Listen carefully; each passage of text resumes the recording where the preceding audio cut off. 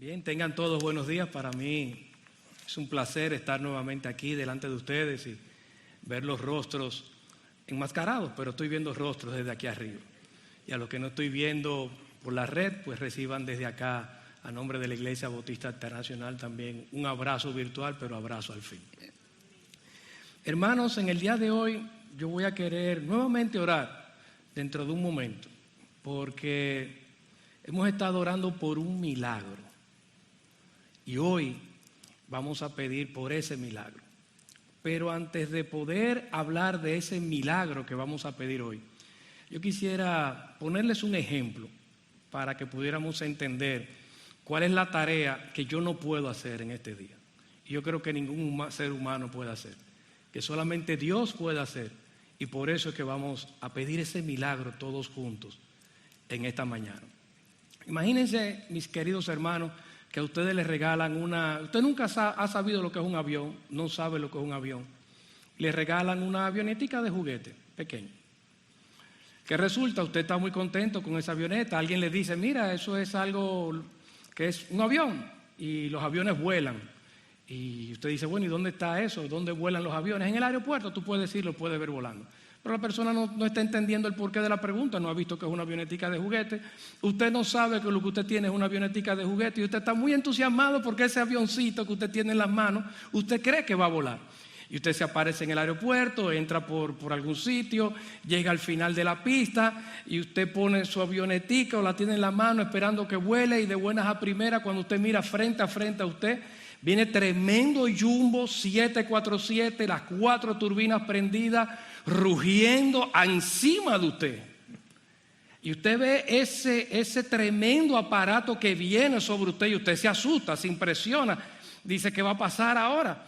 Y justo viendo usted que viene arriba de usted, creyendo que lo va a chocar, ese avión sube, pasa sobre usted y usted ve el tren de aterrizaje y lo ve rugiendo, pasando sobre usted, le sopla el calor. Es algo impresionante lo que usted acaba de mirar ahora mismo. Usted se acaba de dar cuenta de lo que es un avión. No hubo que definírselo. Usted se dio cuenta de lo que es un avión. En la mañana de hoy, nosotros queremos hablar de la santidad de Dios, pero queremos destacar un solo propósito de esa santidad. Santidad con propósito es el tema o el título del mensaje de hoy. Y no hay forma de que yo pueda explicar esto. Yo lo que prefiero es que oremos todos y al igual que esta historia del avión, sea Dios que pase por encima de nosotros, de nuestras cabezas en esta mañana y ruja sobre nosotros.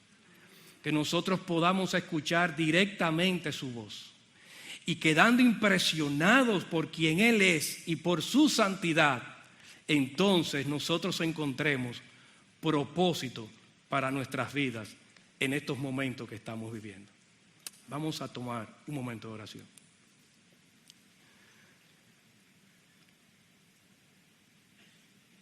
Señor Padre Celestial, nosotros en esta mañana queremos rogarte por un milagro. Que de alguna manera tu presencia manifiesta y especial en este sitio ruja sobre nosotros. Que nosotros podamos quedar asombrados de quién tú eres, de tu grandeza, de tu santidad. Y siendo asombrados por ti, ayúdanos, Padre, a ser transformados de tal manera que hoy pueda ser un antes y un después en nuestras vidas.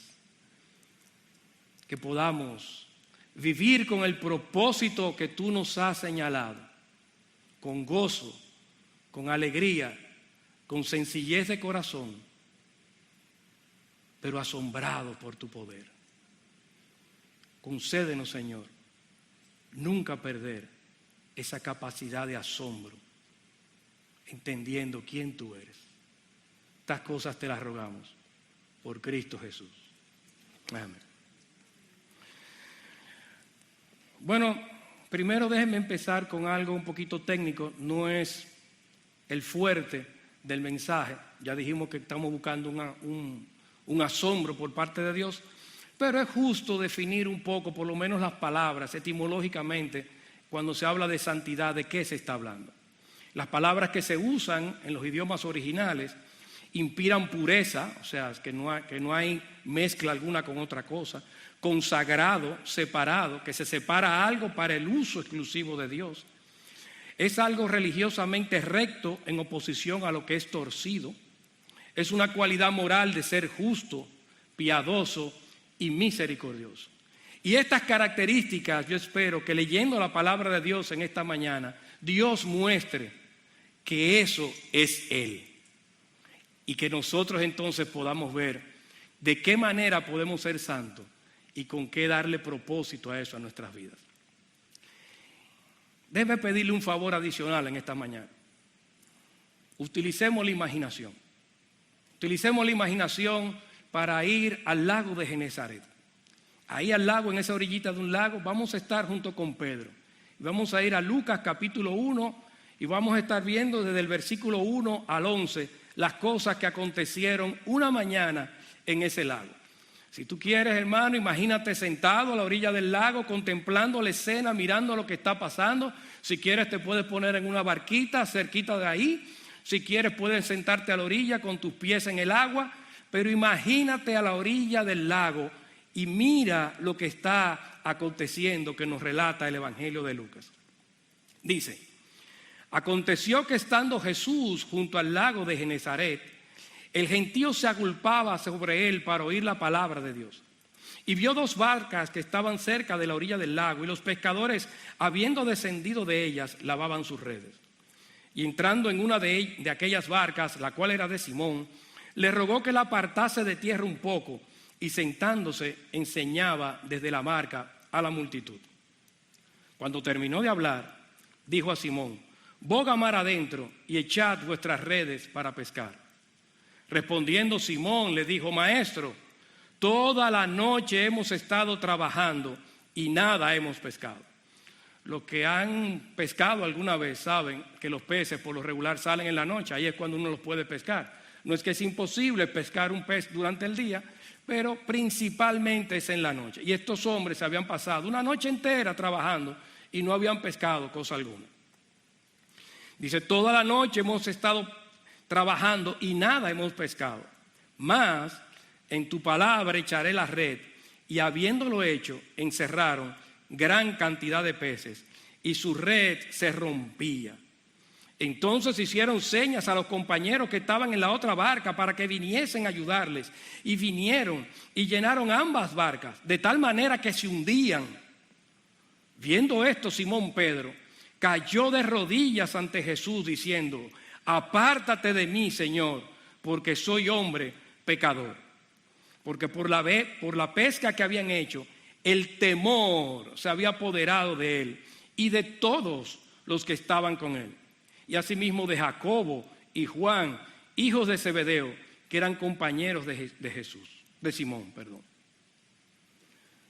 Aquí está sucediendo algo extraño.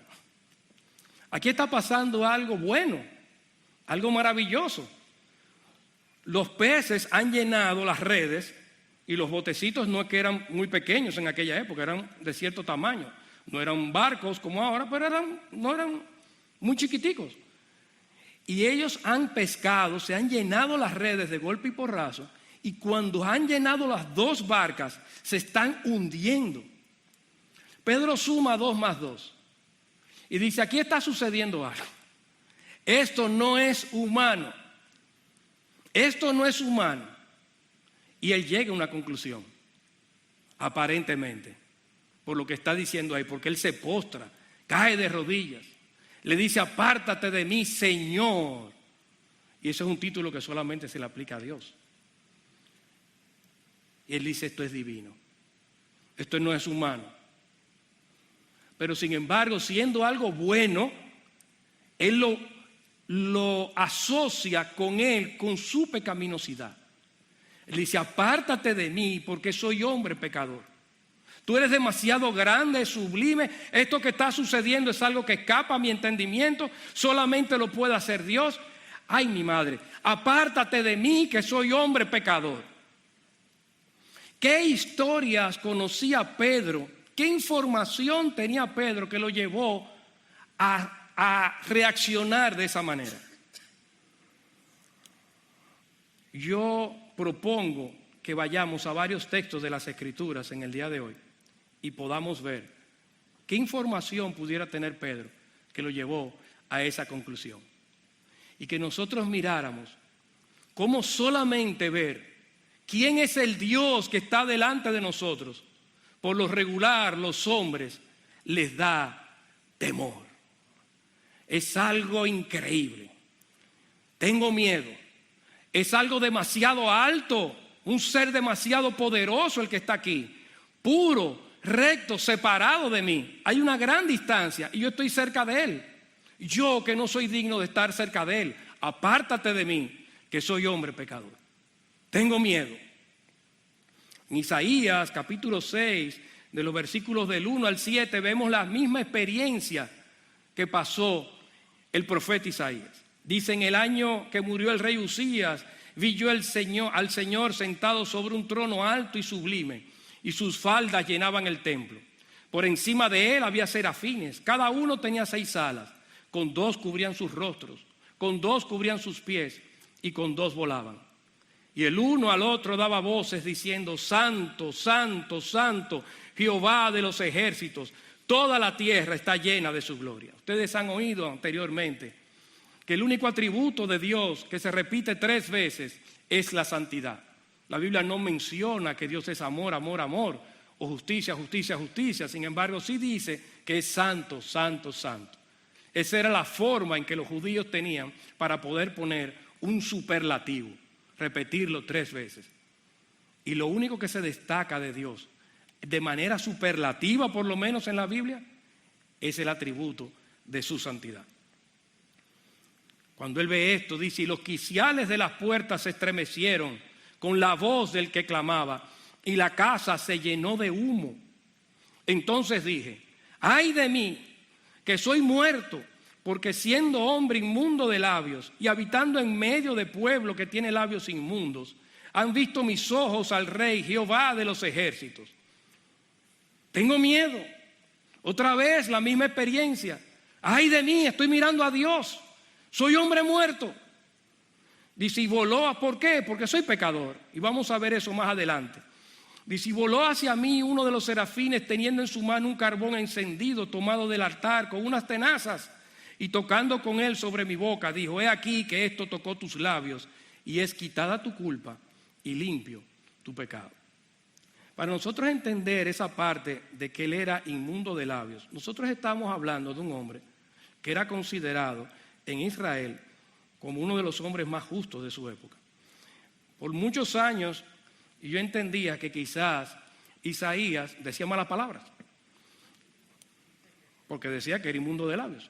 Quizás por mi propia condición. Yo recuerdo cuando era inconverso que yo, de cada 10 palabras que decía, 11 eran malas palabras.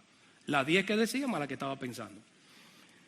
Y por lo pronto, recién convertido, yo entendía esto. Sin embargo, aquí hay una verdad más profunda. No es que él decía malas palabras, tenía un lenguaje grosero. Dice en Isaías 29:13, quizás no puede dar una idea de qué estaba pasando por la mente de Isaías en ese momento.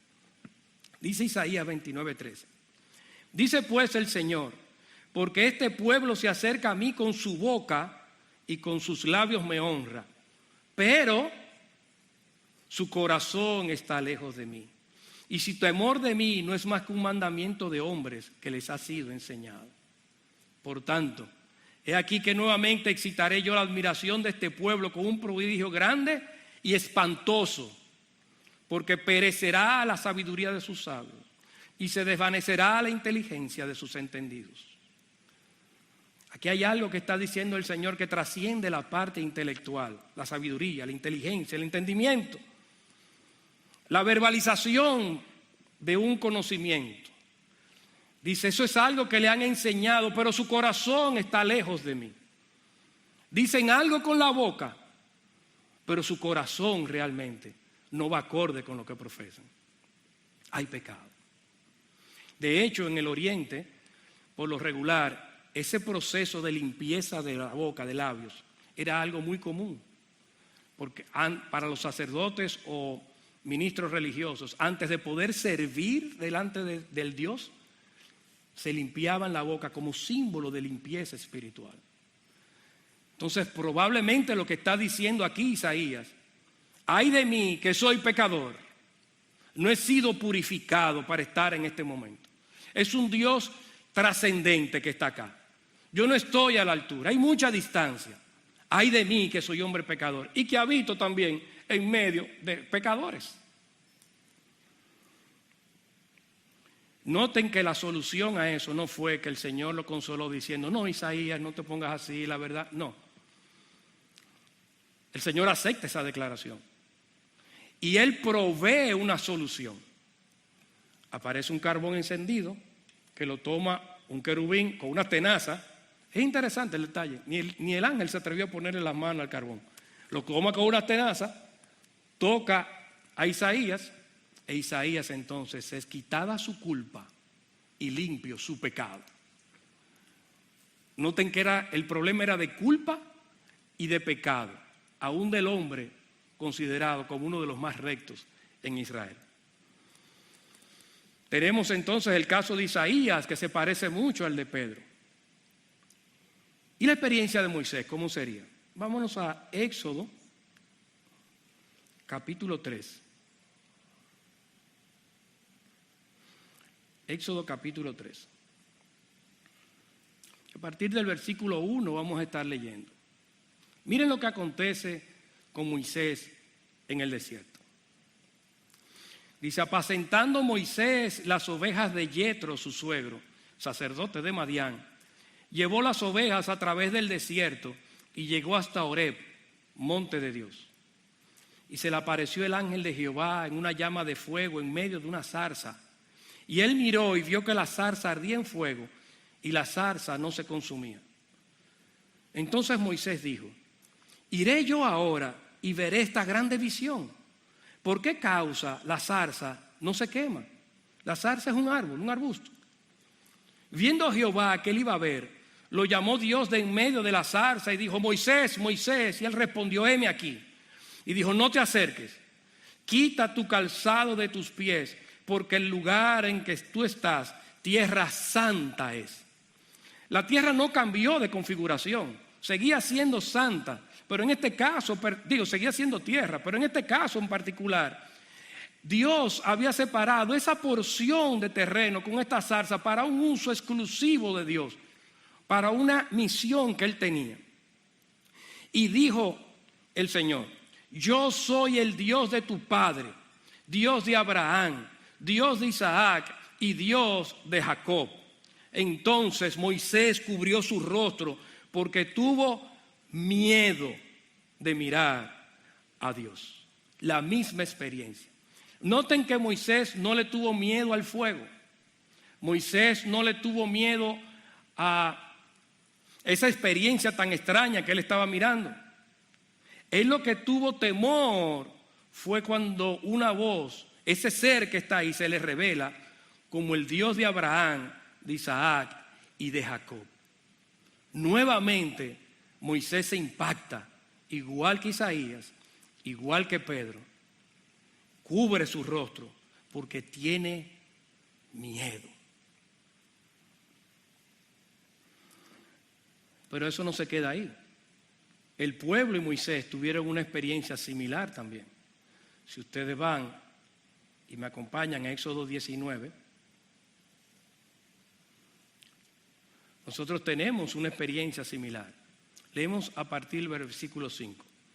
Ahí está el Señor revelándose en el monte Sinaí, en el desierto.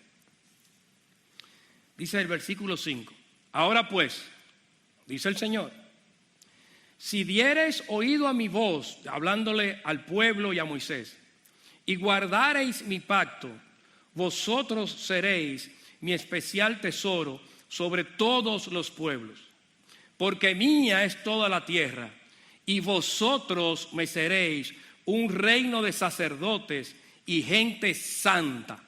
Estas son las palabras que dirás a los hijos de Israel. Yo quiero que ustedes sean un reino especial de sacerdotes, de intermediarios entre Dios y los hombres, que puedan servir delante de mi presencia y que sean un grupo de personas santas, separados del uso común del mundo, separados del mundo, de todo lo que el mundo significa en cuanto a filosofía, deseos, pensamientos, valores.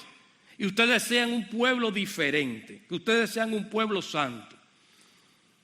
Y Jehová dijo a Moisés: ve al pueblo y santifícalos, purifícalos.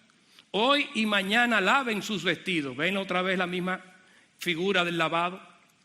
Y estén preparados para el día tercero, porque al tercer día Jehová descenderá a ojo de todo el pueblo sobre el monte de Sinaí. Y señalarás término al pueblo en derredor, diciendo: guardaos, no subáis al monte, ni toquéis sus límites. Cualquiera que tocare el monte, de seguro morirá. No lo tocará mano, porque será apedreado o asaeteado, sea animal o sea hombre, no vivirá. Cuando suene largamente la bocina, subirán al monte.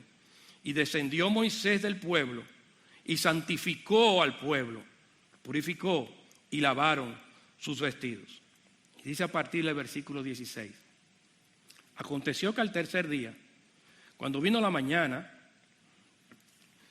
vinieron truenos y relámpagos y espesa nube sobre el monte y sonido de bocina muy fuerte, y se estremeció todo el pueblo, se estremeció que estaba en el campamento. Y Moisés sacó del campamento al pueblo para recibir a Dios, y se detuvieron al pie del monte. Todo el monte Sinaí humeaba, porque Jehová había descendido sobre él en fuego, y el humo subía como el humo de un horno, y todo el monte se estremecía en gran manera. El sonido de la bocina iba aumentando en extremo. Moisés hablaba y Dios le respondía con voz tronante. Y dice el versículo 21: y Jehová dijo a Moisés: desciende, ordena al pueblo que no traspase los límites para ver a Jehová, porque caerá multitud de ellos. Y también que se santifiquen, que se purifiquen los sacerdotes que se acercan a Jehová, para que Jehová no haga en ellos estrago. Moisés dijo a Jehová: el pueblo no podrá subir al monte Sinaí, porque tú nos has mandado diciendo: señala límites al monte y santifícalo, sepáralo. Y Jehová le dijo: ve, desciende y subirás tú y Aarón contigo, mas los sacerdotes y el pueblo no traspasen el límite para subir a Jehová, no sea que hagan ellos estrago.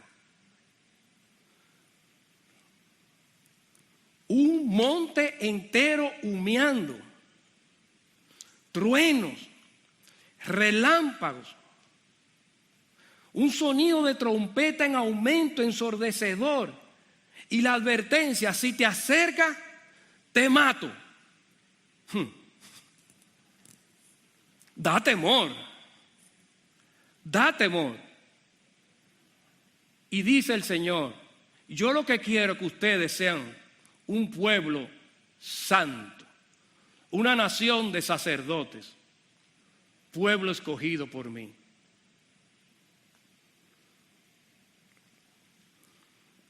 El pueblo, Moisés, Isaías y Pedro estaban impactados cuando veían la presencia de Dios. Por eso Pedro, que es muy probable, casi seguro que sabía todas estas historias como buen israelita, cuando ve lo que ha acontecido, dice: esto no es humano, esto es divino, esto trasciende. Ay de mí, que soy un hombre pecador. Usted dirá: hermano, yo creo que usted hizo trampa hoy, porque usted ha buscado textos del Antiguo Testamento. Y la verdad es que ahora en el Nuevo Testamento nosotros tenemos un Dios de amor. Bueno, vámonos al Nuevo Testamento entonces. Eso es un argumento que usan muchas personas, pero de la verdad que la Biblia muestra el mismo Dios de amor en el Antiguo que en el Nuevo. Y el mismo Dios Santo que está en el Viejo también está en el Nuevo. Nuestro Dios es el mismo por todas las edades. No hay cambio ni variación alguna en Él. Pero está bien, vámonos al Nuevo Testamento. Hebreos 12, a partir del versículo 14, dice lo siguiente: seguid la paz con todos y la santidad, sin la cual nadie verá al Señor. Mire cómo arranca esto. Mirad bien, miren bien, no sea que alguno deje de alcanzar la gracia de Dios, que brotando alguna raíz de amargura os estorbe y por ella muchos sean contaminados. No sea que haya algún fornicario o profano como Esaú, que por una sola comida vendió su primogenitura, porque ya sabéis que aún después, deseando heredar la bendición, fue desechado y no hubo oportunidad para el arrepentimiento, aunque la procuró con lágrimas. Porque no os habéis acercado al monte que se podía palpar. ¿Recuerdan Éxodo 19 que acabamos de leer?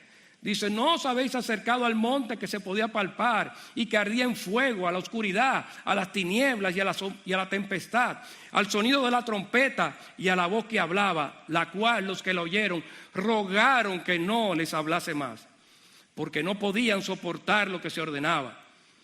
Si aún una bestia tocar el monte, será apedreada o pasada con dardo.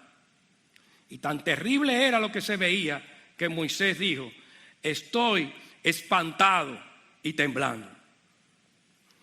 Sino que os habéis acercado al monte de Sión, a la ciudad del Dios vivo, Jerusalén la celestial, a la compañía de muchos millares de ángeles, a la congregación de los primogénitos que están inscritos en los cielos, a Dios el juez de todos, a los espíritus de los justos hechos perfectos,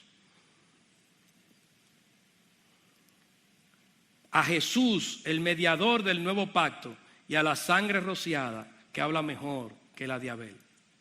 Mirad, que no desechéis al que habla, porque si no escaparon aquellos que desecharon al que los amonestaba en la tierra, mucho menos nosotros si desecháramos al que amonesta desde los cielos. El versículo 28. Así que, recibiendo nosotros un reino inconmovible, tengamos gratitud y mediante ella, mediante esa gratitud, sirvamos a Dios, agradándole con temor y reverencia. Y da la razón, porque nuestro Dios es fuego consumidor. Eso está en el Nuevo Testamento. La experiencia en el Nuevo Testamento es más profunda, si se quiere, que la del Antiguo Testamento. En el Antiguo Testamento dice este texto que era un monte lo que humeaba, pero ahora nosotros tenemos acceso a la Jerusalén celestial, a la misma presencia de Dios, a los espíritus de los justos hechos perfectos. Dice, nosotros no estamos ante la imagen de las cosas, nosotros estamos delante de la cosa misma, delante del ser mismo. Por lo tanto, nosotros tenemos que tener más temor todavía que el que tenían aquellos judíos. ¿Por qué? Porque nuestro Dios es fuego consumidor. Tenemos que ser agradecidos y con esa gratitud servirle a Dios, pero nunca perder el sentido de asombro que causa su presencia y sabiendo delante de quién estamos. Mi hermano, yo me imagino y espero que hayas podido ver el avión pasando sobre nuestras cabezas en estas mañanas. Yo creo que ha habido bastantes truenos, relámpagos, humo, temor y advertencia. Está claro quién es nuestro Dios. Volvamos ahora a Genezaret, al laguito donde tú estabas sentado hace un ratito. Regresa ahí otra vez. Vuelve y mete los peces en el agua. Enfríate un poquito. Y vamos a ver cómo sigue el texto que estábamos leyendo. Porque la verdad es que yo paré la lectura a mitad del capítulo 10, del versículo 10 de Lucas 5, cuando estaban todos muy asustados. Dice, después que Pedro le dice, apártate de mí que soy hombre pecador, pero Jesús dijo a Simón, va a haber un cambio ahora, pero Jesús dijo a Simón, no temas, Mi hermano, pero nos hemos pasado casi media hora hablando del temor. Y ahora el Señor le dice a Pedro, que conocía todo esto, no temas. ¿Por qué? ¿Por qué le dice el Señor no temas? Bueno, lo primero que pudiéramos inferir es quién se lo está diciendo, que es Cristo mismo. Y a la luz de Juan capítulo 1 versículo 29 dice ahí que Jesús es el Cordero de Dios que quita el pecado del mundo. Y es el mismo Cordero de Dios que ahora le dice a Pedro, no temas. Al igual que Isaías, que el Señor había provisto una solución para el pecado de Isaías, ahora Dios había provisto una solución para el pecado de Pedro y de todo aquel que cae sobre sus rodillas delante del Señor. Hay un Cordero, hay un sacrificio. Cristo Jesús en la cruz del Calvario paga por los pecados de su pueblo, por los pecados tuyos y míos, hermano. Pagó, murió la muerte que nosotros merecíamos y vivió la vida que nosotros no podíamos vivir. Por lo tanto, ahora Cristo te puede decir a ti y a mí, mi hermano, no temas, no temas. Es verdad que es un Dios majestuoso, es verdad que es un Dios 3 veces santo, pero no temas, hay provisión para tu pecado y el mío. Pero no se quedó ahí. Dice, desde ahora, hay un cambio. Hay un cambio. Pedro, es verdad que eras pecador. Es verdad que tú tenías una forma de vida. Pero desde ahora hay un cambio. Hay un cambio. Desde ahora serás pescador de hombres. Un propósito para esa santidad. Hay un cambio en tu vida. Y ese cambio en tu vida es para que seas pescador de hombres. Un propósito para ser santo, separado, para hacer la obra de Dios, para ser sacerdotes, intermediarios. ¿Recuerdan lo que decía, lo que leímos en Éxodo? Una nación santa, de sacerdotes. Pues esa misma imagen es el mismo Pedro que la refiere en Primera de Pedro, capítulo 2, en el versículo 9. Cuando dice, mas vosotros, el mismo Pedro, sois linaje escogido, en el mismo texto de Éxodo que acabamos de leer. Vosotros sois linaje escogido, tú y yo, mi hermano, real sacerdocio, intermediarios entre Dios y los hombres, nación santa, hemos sido separados para el uso exclusivo de Dios, pueblo adquirido por Dios mediante la sangre de Cristo. ¿Para qué? Y ahí viene el propósito. Para que anunciéis las virtudes de aquel que os llamó de las tinieblas a su luz admirable. La misma idea.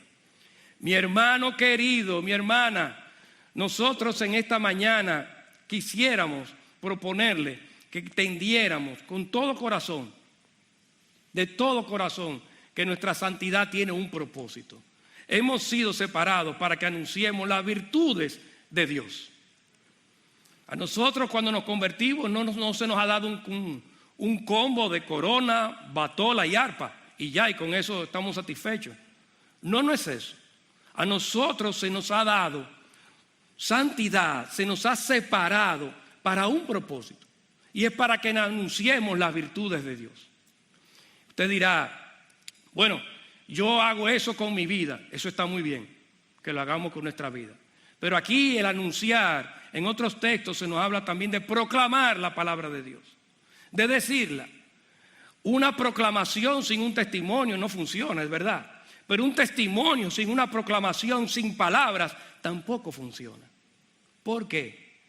Porque quizás es que tú eres buena gente, quizás es que yo soy buena gente, quizás es que yo soy una persona amorosa, un tipo muy moralista. Eso no da gloria a Dios. Ahora, cuando nosotros predicamos el evangelio y lo demostramos con nuestra vida, entonces esas dos cosas sí dan gloria a Dios. Porque las personas entienden que tu vida y la mía ha sido transformada por un poder superior, por alguien que nos ha llamado a ser santos. La respuesta de Pedro y los demás fue dejar todo lo que estaban haciendo y seguir a Jesús. Cambio radical. Dejaron de ser lo que eran y comenzaron a hacer otra cosa. Murieron a sus ideas, murieron a sus sueños, murieron a sus anhelos y comenzaron a vivir de una manera diferente. ¿Qué podemos hacer nosotros al día de hoy con todo esto? Mi hermano, mi hermana, yo quiero proponerte algo. Yo quiero proponerte que hoy el mundo esté humeando. Hay sonidos terribles y mucho temor. Quizás no por las mismas razones que hemos leído, porque lamentablemente no es por temor a Dios, pero hay temor, hay miedo. Yo no quiero entrar en un debate ahora milenario de que todos los fenómenos naturales, enfermedades, cualquier cosa mala que ocurra, que es un juicio de Dios. No quiero entrar en ese detalle. Pero sí hay algo, independientemente de lo que tú creas o de lo que crean los que nos están mirando, la Biblia sí dice claramente que no cae un pajarillo sin que Dios lo sepa. Que aún los cabellos de nuestra cabeza están contados. Por lo tanto, sin entrar en el debate, pero hay algo que sí está claro. No podemos sacar a Dios de la ecuación. Dios tiene control de todo lo que está pasando. Dios sabe lo que está pasando. Dios no le ha sorprendido esto. Allí en el cielo no ha ocurrido una noticia que aconteció el COVID ahora, qué terrible, y se arma un corredero. No, no es eso. Dios está en su trono gobernando, soberano, impasible. Pero la verdad es que el mundo pareciera entonces, si seguimos esa línea de lógica, que está humeando y que Dios lo está permitiendo. Se habla de muerte. Dirá, bueno, pero la muerte, la verdad que el porcentaje no llega ni a un 1%. Sí, es verdad. El problema es que cuando los porcentajes de muerte eran más altos por razones del hambre y todo eso, nosotros estábamos tranquilos, porque eran los otros que se estaban muriendo. Ahora hay menos de un 1%, pero una posibilidad pequeñita de que algunos podamos morir, y hay temor y espanto. ¿Por qué? Porque ahora soy yo el que puedo morir. Cuando eran los otros que morían por mucho, no había problema. Pero ahora soy yo que puedo morir. Ahora hay espanto. Hay inseguridad. Las expectativas futuras son de desempleo y de aumento del hambre. Se habla de un aceleramiento de la historia. Incluso nosotros somos y eso es algo bueno, lo que voy a decir ahora, no lo que acabo de decir. Pero hay algo bueno. Nosotros somos la primera generación con la posibilidad estadística, la posibilidad, no digo que va a ser así, la posibilidad de que nosotros podamos ver la conclusión de la Gran Comisión. Al ritmo que todas las señas no alcanzadas se han ido alcanzando, si se proyecta, se cree que en los próximos 30 años la Gran Comisión se concluya. Y dice la palabra, y entonces vendrá el fin. Yo no estoy diciendo que el Señor va a venir de aquí a 30 años. Lo único que estoy diciendo es que nosotros somos la primera generación que tiene la posibilidad de ver la conclusión de la Gran Comisión. Eso es todo. La gente se hace preguntas existenciales y hay confusión. Hermanos, tú y yo tenemos las respuestas a las preguntas que se están haciendo la gente. Y nosotros tenemos que vivir ahora y poner en práctica la razón por la cual Dios nos ha hecho santos. Y Dios nos ha hecho santos para que proclamemos las virtudes de aquel que nos llamó por su gloria admirable. Tú y yo, mi hermano, tenemos las respuestas. Hay gente que está muriendo, hay gente que tiene miedo, hay gente que está desesperada, pero nosotros conocemos al Dios de paz. Nosotros conocemos al Dios soberano. Nosotros conocemos cuál es la solución para la muerte. La muerte no es más que un tránsito para nuestro destino eterno. Y ese destino eterno puede ser maravilloso siempre y cuando el ser humano pueda caer ante los pies del Señor. Los pecadores puedan venir a los pies del Señor y decir: soy pecador y yo quiero arrepentirme en silicio, en ceniza, abandonar mi antigua forma de ser y comenzar a vivir de una manera diferente desde ahora en adelante. Y ese mensaje lo tenemos tú y yo, mi querido hermano. Para eso es que Dios nos ha hecho santos y nos ha separado.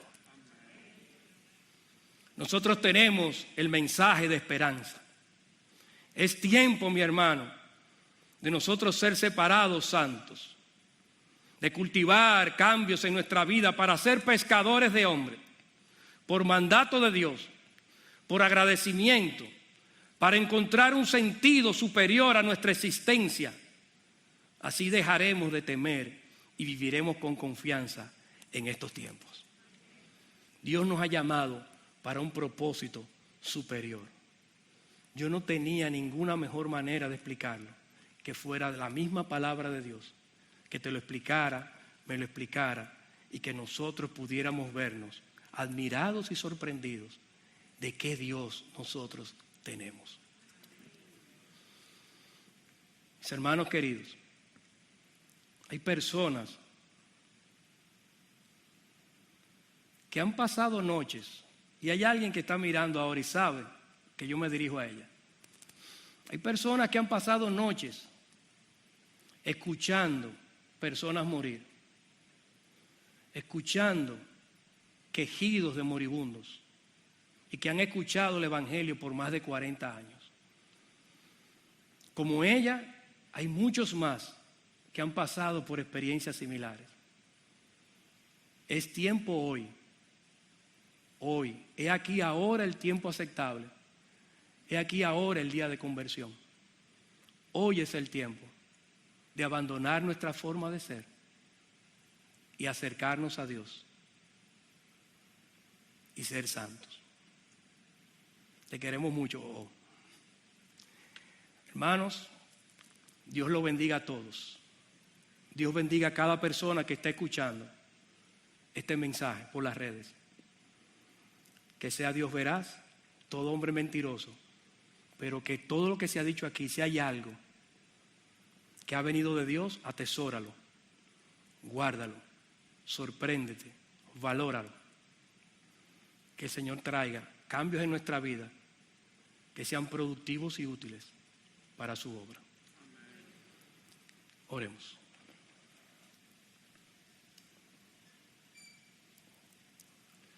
Padre, nosotros queremos venir delante de tu presencia en esta mañana, dándote las gracias por la obra de Cristo Jesús en la cruz del Calvario. Dándote las gracias, Señor, porque nosotros podemos ser sorprendidos ante un Dios tan grande, tan poderoso, 3 veces santo. Tu tan sola presencia, Señor, hace que nos sintamos abatidos, temerosos y angustiados. Que nos dé temor, Señor, más que angustia, temor. Ante la gran separación que hay entre tú y nosotros. Sin embargo, gracias sean dadas a Cristo Jesús, quien se hizo como nosotros y satisfizo tu justicia y tu santidad para separarnos a nosotros y acercarnos a ti, para que seamos un pueblo santo, para que proclamemos tu palabra. Ayúdanos, Señor, a poder llevar tu mensaje de esperanza, Señor, y de consuelo a un mundo, Padre, a un mundo que necesita escuchar eso, sobre todo en estos tiempos. Danos el valor, la confianza, el gozo, la alegría, el asombro de poder tener comunión íntima, de poder ser llamados amigos de Jesús, de poder ser hechos hijos tuyos, de poder ser incorporados a tu familia con el propósito de llevar salvación hasta lo último de la tierra en tu nombre. Ser instrumentos tuyos para que tú seas tú quien lleve esa salvación. Estas cosas te las rogamos en Cristo Jesús y te pedimos que todos y cada uno de los que estamos acá y de los que están escuchando, que hoy sea un día de bendición, un día de acercamiento y un día en que todos podamos decir: Hoy Dios me habló. En Cristo Jesús. Amén.